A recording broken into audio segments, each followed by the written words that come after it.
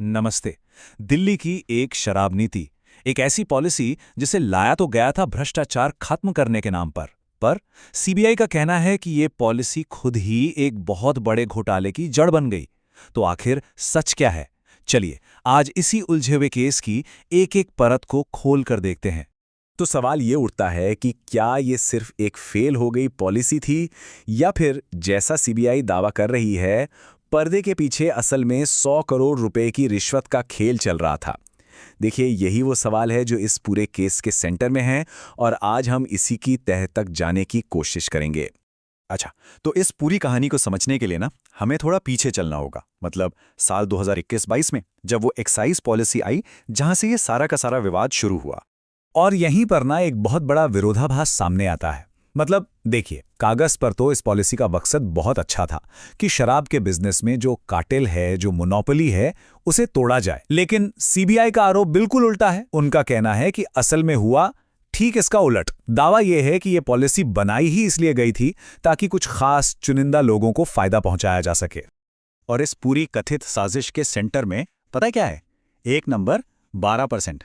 CBI का कहना है कि जो होलसेलर थे उनका प्रॉफिट मार्जिन 5% से बढ़ाकर सीधा 12% कर दिया गया। और उनके मुताबिक यही वो, आप कह सकते हैं, गोल्डन टिकट था जिससे रिश्वत में दिए गए करोड़ों रुपयों की भरपाई होनी थी। तो सवाल उठता है कि ये कथित साजिश रची तो रची किसने?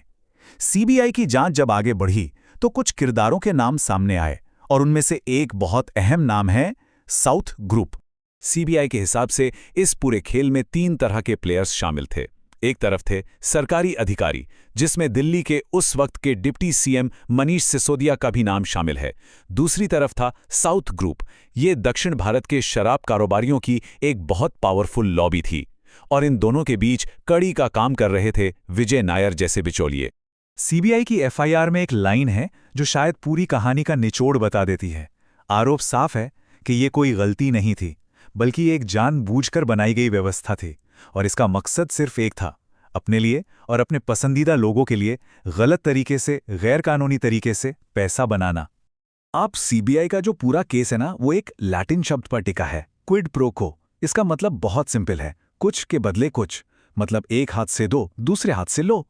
सीबीआई का आरोप यही है कि करीब 100 करोड़ रुपए की रिश्वत ली गई और उसके बदले में पूरी की पूरी पॉलिसी ही बदल दी गई ताकि जिन लोगों ने रिश्वत दी है उनकी जेबें भरी जा सके। ठीक है, लेकिन ये 100 करोड़ रुपए ये आए कहां से? और उससे भी बड़ा सवाल, ये गए कहां? चले अब सीबीआई के दावों के आधार पर इस पैसे के सफर को, यानी मनी ट्रेल को ट्रैक करने की कोशिश करते हैं। तो सीबीआई के मुताबिक पैसे का ये पूरा सफर 3 स्टेप्स में हुआ। पहला स्टेप, साउथ ग्रुप ने एडवांस में रिश्वत दी। दूसरा स्टेप, इस कैश को गैर कानूनी तरीके से, मतलब हवाला चैनलों के जरिए साउथ से दिल्ली लाया गया। और तीसरा और सबसे अहम स्टेप, इस पैसे का एक बहुत बड़ा हिस्सा गोवा के चुनाव में लगा दिया गया। और सीबीआई ने सिर्फ हवा में बात नहीं की है, उन्होंने एक कॉन्क्रीट आंकड़ा भी दिया है। उनके मुताबिक इस रिश्वत के पैसे में से लगभग 44.5 करोड़ रुपए सीधे सीधे आम आदमी पार्टी के गोवा चुनाव कैंपेन में इस्तेमाल हुए। और यहीं पर आके ना पूरी कहानी का सर्कल पूरा होता है। सीबीआई का आरोप यह है कि साउथ ग्रुप ने ये जो रिश्वत दी वो इसलिए दी क्योंकि उन्हें पता था कि ये पैसा बड़ी आसानी से वापस कमा लेंगे। सवाल है कैसे? जवाब है वही बढ़ा हुआ 12% का प्रॉफिट मार्जिन। ये एक तरह से रिश्वत के पैसे की रिकवरी का प्लान था। तो ये तो हो गए सारे आरोप, लेकिन किसी भी केस में सिर्फ आरोपों से काम नहीं चलता, सबूत चाहिए होते हैं। तो सवाल यह है कि सीबीआई के पास इन आरोपों को साबित करने के लिए आखिर सबूत क्या-क्या है? देखिए, सीबीआई का जो केस है ना, वो कई तरह के सबूतों पर टिका है। इसमें सबसे पहले तो गवाहों के बयान हैं, और इनमें वो लोग भी शामिल हैं जो पहले खुद आरोपी थे लेकिन बाद में सरकारी गवाह बन गए।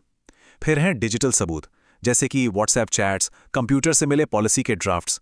इसके अलावा बैंक के लेन देन, कंपनियों के कागजात, यहाँ तक कि सबूत मिटाने की जो कथित कोशिशें हुईं, जैसे फोन तोड़ना, उन सबको भी जांच का हिस्सा बनाया गया है। ठीक है, तो अब मामला है अदालत में। तो ऐसे में ये जानना जरूरी हो जाता है कि इस स्टेज पे, मतलब ट्रायल शुरू होने से पहले, जज इन सब सबूतों को किस नज़र से देखते हैं, कानून की कसौटी क्या कहती है। तो इस स्टेज पे ना अदालत एक चीज देखती है जिसे कानून की भाषा में कहते हैं ग्रेव सस्पेशन, यानी गहरा संदेह। इसका मतलब ये है कि सबूत ऐसे होने चाहिए कि उन्हें देखकर सिर्फ हल्का फुल्का शक ना हो, बल्कि एक मजबूत शक पैदा हो कि हाँ, मुमकिन है कि आरोपी ने ये अपराध किया है। ध्यान रहे, ये किसी को दोषी साबित करने के लिए काफी नहीं होता, लेकिन केस का ट्रायल शुरू करने के लिए ये जरूरी है। और एक बात समझनी बहुत जरूरी है। कानून ये साफ कहता है कि सरकार की कोई पॉलिसी अगर फेल हो जाए तो वो अपने आप में कोई जुर्म नहीं है। जुर्म साबित करने के लिए अभियोजन पक्ष को ये दिखाना ही पड़ेगा कि पॉलिसी बनाने के पीछे इरादा ही गलत था, मतलब कोई करप्शन या कोई क्रिमिनल साजिश थी। एक और चीज है, अदालत ना सरकारी गवाहों यानी अप्रूवर्स के बयानों को हमेशा बहुत ध्यान से, बहुत शक की नजर से देखती है। आखिर सोचिए, अप्रूवर कौन होता है? वो इंसान जो खुद पहले आरोपी था और अब सजा से बचने के लिए गवाही देने को तैयार हो गया है। तो जाहिर है उसकी गवाही में उसका अपना फायदा भी छिपा हो सकता है। इसीलिए अदालत अक्सर कहती है कि सिर्फ उसकी बात पर यकीन नहीं करेंगे, साथ में कोई और सबूत भी लाकर दिखाओ। तो आखिर में पूरा का पूरा मामला आकर इसी एक सवाल पर टिक जाता है, क्या सीबीआई के पेश किए गए सबूत गहरे संदेह यानी ग्रेव सस्पिशन तक पहुंचते हैं, या फिर वो सिर्फ एक मामूली संदेह बनकर रह जाते हैं? ये एक बहुत ही बारीक लेकिन बहुत ही अहम कानूनी लकीर है, और इस लकीर को खींचने का यानी आखिरी फैसला लेने का काम अब अदालत का है।